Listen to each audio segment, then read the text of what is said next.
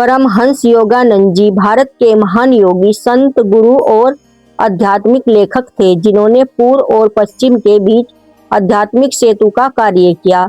उन्होंने क्रिया योग को विश्व भर में प्रसिद्ध किया और लाखों लोगों को आत्म साक्षात्कार की दिशा दिखाई। बचपन से ही योगानंद जी का मन ईश्वर चिंतन में रमा रहता था।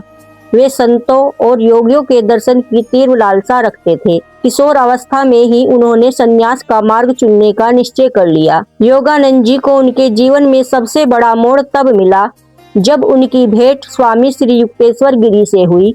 गुरु के सानिध्य में उन्होंने वेद, उपनिषद, गीता, योग और ध्यान की गहन साधना की। गुरु आज्ञा से ही वे पश्चिम गए। 1920 में योगानंद जी अमेरिका गए और बोस्टन में धर्मों की अंतर्राष्ट्रीय कांग्रेस में भारत की आध्यात्मिक परंपरा का प्रतिनिधित्व किया।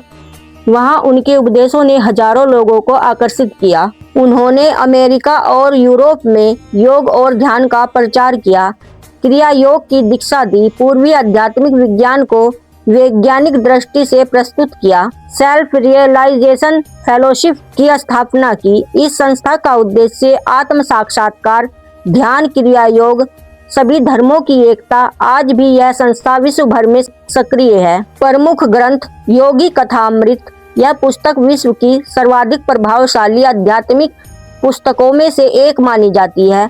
इसने स्टीव जॉब्स जैसे महान व्यक्तियों को भी गहराई से प्रभावित किया। योगानंद जी के उपदेश, ईश्वर को बाहर नहीं अंदर खोजो। ध्यान आत्मा का भोजन है। कर्म करते हुए भी परमात्मा से जुड़ा जा सकता है।